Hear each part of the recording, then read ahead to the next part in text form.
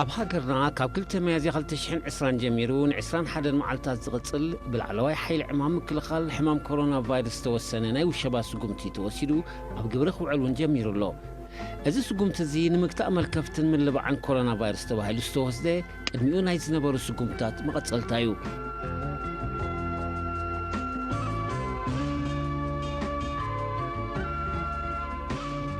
ናይ ውሸባ ስጉምቲ ብዙሕ ዕላማታት ኣብ ምግታእ ኮሮና ቫይረስ ዝሃርም እዩ። እዞም ዕላማታት እዚኦም መልከፍቲ ኮሮና ቫይረስ መስርሑ ወዲኡ ካብ ሰብ ናብ ሰብ ካብ ዝጥቀመሎም ግኡዝ ነገራት ብመንገዲ የእዳው ናብ ሰብ ኣብ መንጎ ሰብ ብዝህሉ ምትንኻፋት ብመንገዲ የእዳውን ክዳውንትን ካልእን ንኸይሓልፍ ዝገትእ ፍቱን መፍትሒ እዩ። ቅድሚ ናይ ውሸባ መምርሒ ምውፁኡ ባህሪ ምልባዕ ኮሮና ቫይረስ መሰረት ዝገበረ ንመጓዓዝያ ኣብያተ ትምህርቲ ዝበዝሐ ኣገልግሎት ወሃብቲ ትካላት ከም ዝዕጾ ዝገብር መምርሒታት ምውፁኡ ዝዝከር እዩ። እዚ መምርሒታት እዚ ንለበዳቲ ቫይረስ ዝያዳ ንምግትኡ ኣብዚ እዋን እዚ ካብ ቤት ናብ ዘይምውፃእ ጥብቂ መምርሒ ሰጊሩ ይርከብ። እዚ ዝኾነሉ ምኽንያት ነቲ ዛጊት ወፂኦም ብዘለዉ መጽናዕትታት ዝተረጋገጸ ኮሮና ቫይረስ ካብ ሰዓታት ክሳብ 5 መዓልታት ሰብ ኣብ ዝጥቀመሎም ግኡዝ ነገራት ከም ዝጸንሕ ዝገልጽ ሓበሬታ ገቲእካ ህዝቢ ኣብ ቤቱ ብዘለዉ ሰባትን ናውትን ጥራይ ከም ዝጽሎ ንምግባር እዩ።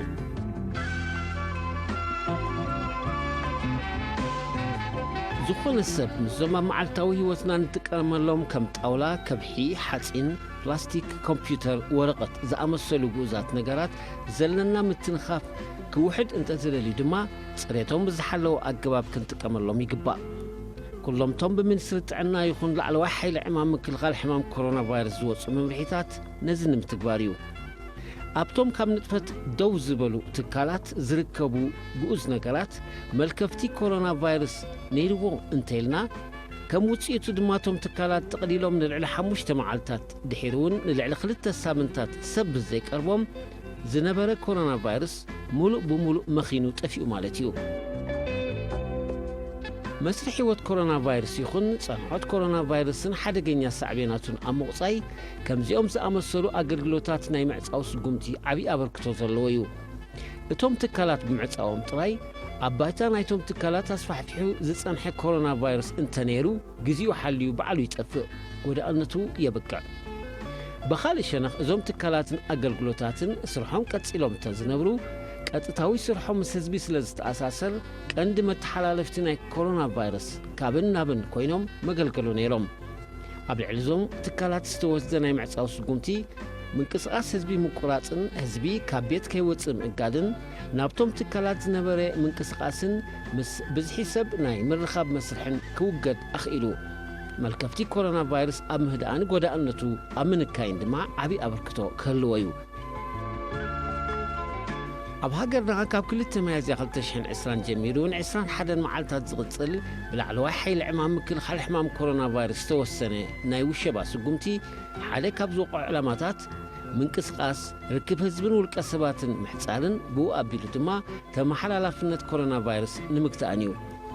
እዚ ዓወቱ ኣብ መልኣት ትግባሪኡ ዝምርኮስ ስጉምቲ እዚ ብደረጃ ዓለም እውን እንተኾነ ኣብ ምግታእ ኮሮና ቫይረስ ዝሰርሐ እንኮ መፍትሒ እዩ። ትግባሪኡ ግን ብደቂቕ ዝኾነ ክትትልን ንቕሓትን ክስነ ይግባእ። ኩሉ ስድራ ቤት ነዚ መምርሒ እዚ ከተግብር ከቢድ ሓላፍነት እዩ ዘለዎ። እዚ መምርሒ እዚ እቲ ዝድለ ዕላምኡ ንኽኻርም ህዝቢ ተግባርን ኣተግባርን ናይዚ መምርሒ እዩ ክኸውን ዘለዎ። መስራሓት ናይ ምቁፅጻር ቀለልቲ እዮም፣ መምርሒ ዝፀሓሱ ምቕጻዕ እውን ከምኡ።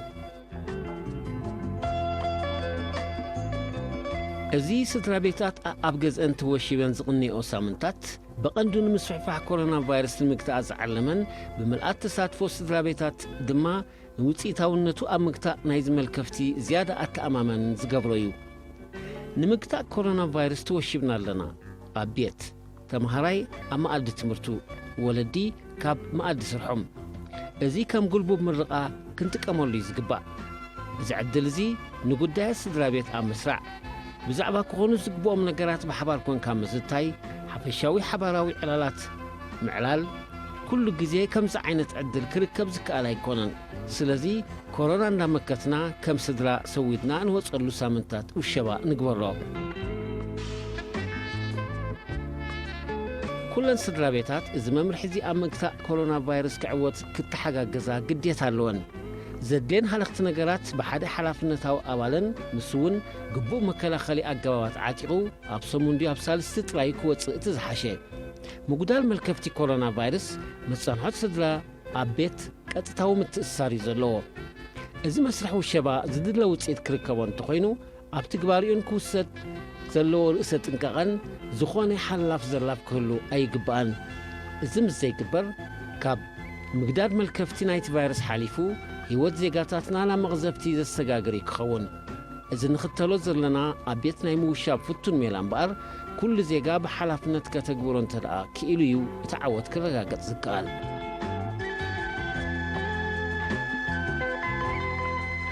እዚ ዝትግበር ዘሎ መስርሕ ውሸባ ብኩሉ ኣካላት ሕብረተሰብ ሙሉእ ብምሉእ ክትግበር ዘለዎ መስርሕ እዩ ብዘይኣፈላላይ ጾታ ህፃናት ቆልዑ መንእሰያት ኣዴታትን ኣቦታትን ብምልኣት ልቢ ተቐቢሎም ተጠቀምቲ ናይ ቤት ብምዕጻው ዝርከብ ድሕነት ካብ መልከፍቲ ክኾኑ ይግባእ እዚ መስርሕ ውሸባ እዚ ናይ ድሕነት መምርሒ ዘገደዶ እዩ ኩለን ስድራ ቤት ነዚ መምርሒ እዚ ብግቡእ ክትግብርኦ ይግባእ ዝምልከቱ ኣካል እውን እቲ መምርሒ ከምቲ ዝድለይ ትግበር ከም ዘሎ ከረጋግጽ ሓላፍነት እዩ ሙሉእ ተፈጻምነት ናይዚ መምርሒ ጥራዩ ህዝብና ካብ መልከፍትን ዕርገት ቁጥር ተለከፍትን ከምኡውን ከም ሳዕቤኑ ክስዕብ ዝኽእል ሞትን ከድሕነና ዝኽእል መብዛሕትአን ብምስሕፋሕ ኮሮና ቫይረስ ከቢድ መጥቃዕቲ ዝወረደን ሃገራት ንመስርሕ ውሸባ ተቐላጢፈን ብዘይምጅማር እየን ተገዲዐን እዚ ኣብ ሃገርና ዝትግበር ዘሎ ውሸባ ዘነጻጽሮ ዕላማ ብልክዕ ክወቅዕ እንተ ደኣ ኮይኑ ህዝቢ ብንቕሓትን ኣተክሮን ንምዕዋቱ ምስ ዝሰርሕ እዩ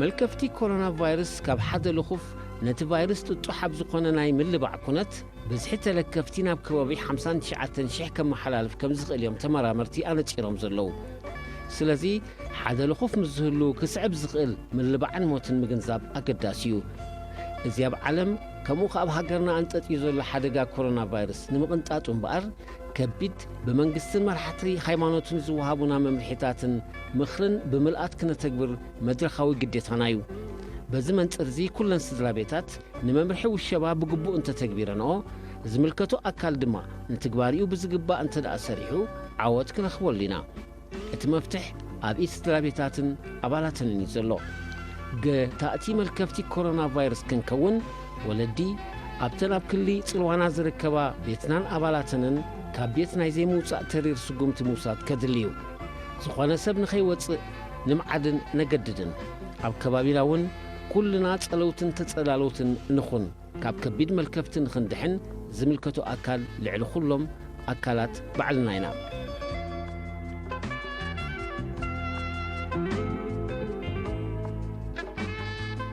ኣብ ግዜ ውሸባ ምስ መነባብሮ ህዝቢ ጥዕና ህዝቢ ድሕነት ህዝቢ ካልኦት ኣብ ኩሉ እዋን ደው ክብሉ ዘይክእሉ ንጥፈታት ክሰላሰሉ ግድነት እዩ ኣብ ግዜ ውሸባ ንክንቀሳቐሱ ባህሪ ስርሖም ዘገድዶም ዜጋታት ኣለዉ እዞም ትካላትን ኣባላቶምን ዋላ እኳ ምስፍሕፋሕ ኮሮና ቫይረስ ኣብ ምግታዕ ዓብዪ ሓላፍነት ዝተሰከሙ እንትኾኑ እቲ ሓደገኛ ቫይረስ ናብ ቤቶም ሒዞሞ ንኸይኣቱ ግን ዝያዳ ዝኾነ እዋን ክጥንቀቑ ዘገድድ እዋን እዩ እዞም ሰባት እዚኦም ኩሉ ኣባል ስድራ ቤቶምን ሕብረተሰቡን ኣብ ቤቶም ተሓይቦም ከለዉ እዮም ብምኽንያት ስራሕ ዝንቀሳቐሱ ዘለዉ ስለዚ ድሕነት ናይቶም ኣብ ድሕነቱ ዝተሓለወ ኣባይቲ ዝርከቡ ዜጋታት ኣብ ኢድ ናይዞም ብምኽንያት ስራሕ ዝንቀሳቐሱ ከም ዘሎ ዘይምዝንጋዕ ስለዚ ኩሎም እቶም ካብ ቤት ወፂኦም ናብ ቤቶም ዝምለሱ ሰባት ልዑል ፅሬትን ጥንቃቐን ከዘውትሩ ግዴትኦም እዩ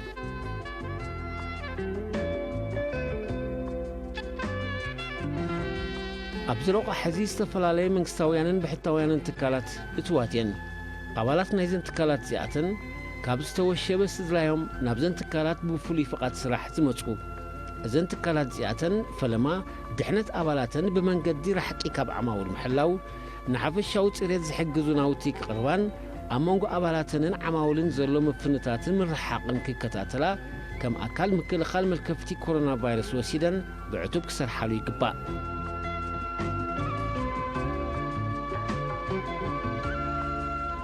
بخالي الشنخ أبالاتنا بوتا سرح بزنقسقسلو كبوتا سرح بزملسلو من رحاقاتنا كل متر خمزلو كتت المقبر زغون عينت متنخافات كوجودو مسكدات وانز قلبو عمامي صبين اتوم سرحتنياتاتون انتخني كاب سرحنا بيتهم ابزاتلو زغون ملكف تحيزون كاتو تنقات كوني قبا ብተወሳኺ ኣብ ስርሖም ኣብ ዘካየዱ ኻልኽለኽ ቀጻሊ ጽሬት እዳው ምሕላው ምስ መሳርሕቶም ግቡእ ርሕቀት ምሕላው ምትንኻፍ እዳው ምስዕንቲ ኣፍንጫን ኣፍን ምውጋድ ከም ባህሊ ከስርጽዎን ክትግብርዎን ይግባእ። ኩሎም ንስድራ ወኪሎም ሃለኽቲ ነገራት ንኽዕድጉ ካብ ገዛ ዝወፁ ኣባላት ስድራ ግቡእ ጥንቃቐ ገይሮም ዘድልዮም ሒዞም እዮም ናብ ገጾም ክምለሱ ዝግባእ። ካብ ናብ ኣብ ዝገብርዎ ምንቅስቓስ ዝኾነ ምትንኻፍ ከይገብሩ ርሕቀት ናይ 2 ሜትሮ ካብ ሰብ ክሕልው ኣብቲ ዝግልገሉሉ ትካል እውን እንተኾነ ርሕቀት ክሕልው የድሊ። ቅድሚኦም ዘሎ ሰብ ክሳብ ዝውድእ ናይ 2 ሜትሮ ርሕቀት ክሕልው የድሊ። ድሕሪኦም ዘለውን ከምኡ ናይ 2 ሜትሮ ርሕቀት ክሕሉ ግድን እዩ። ሃለኽቲ ነገራት መድሃኒታትን ካልእን ዝቕርቡ ትካላት እንትኾኑውን ነዚ ርሕቀት እዙ ዝሕሉ ኣገባብ እዮም ከተኣታትዉ ዘለዎም።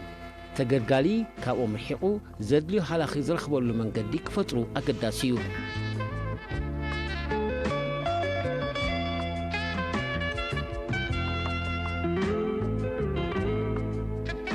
ኣብ ከምዚ ዝኣመሰለ ሓፈሻዊ ናይ ምሕያብ ኩነት ብቐዳምነት ዝስራዕ ኩነተ ኣእምሮ እዩ።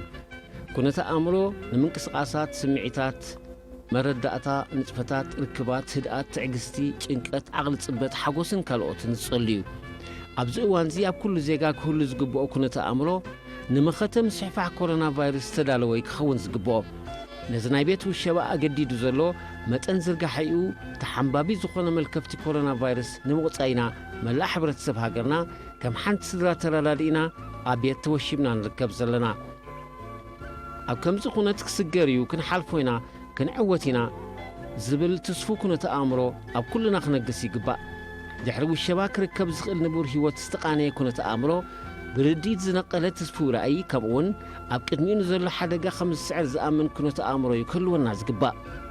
ገዛ ርእስና ርቂና ከባቢና ክነረጋግእ እንተ ደኣ ኮይኑ እቲ ነበዳ ኮሮና ቫይረስ ንምምካት ዝወፅእ ዘሎ መምርሒታት ኣብ ባይታ ከም ዝትግበር ኩልና ሓላፍነትና ምስል ነልዕል እዩ።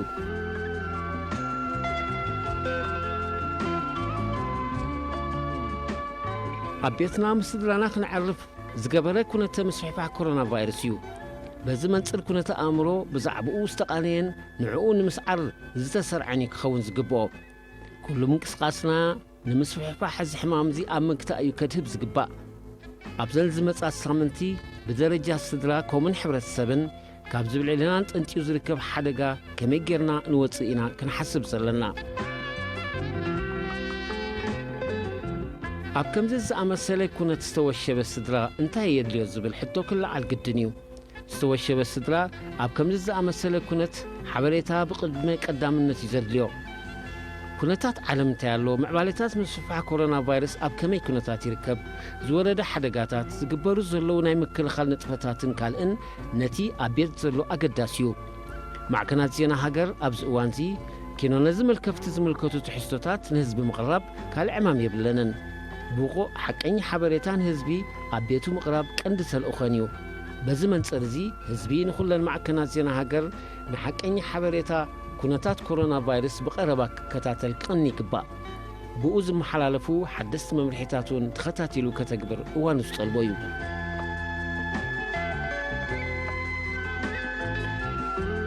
ንቤላ ቤሎው ተባህለ ከም ዝባ ከም ትባ ኣብ ከምዚ ዘለናዮ ኩነት እዝኒ መሃብ ግዜኻ ምብኻን ጥራይ እዩ። ተጨኒቖም ዘጨንቑ ብዙሓት እዮም። ብዕላማ ዝተመዛብዐ ወረዝና ዘርግሑ ተሃን ፍናን ጽንዓት ህዝቢ ክዘርጉ ዝፍትኑ እውን ኣይሰኣኑን። ኣብ ቀንዲ ዛዕባ ጥራይ ነድህብ መልከፍቲ ኮሮና ቫይረስ ሓደገኛ እዩ። መልከፍቱ ንምግታእ እቲ ዝድለ ስጉምቲ ይውሰድ ኣሎ።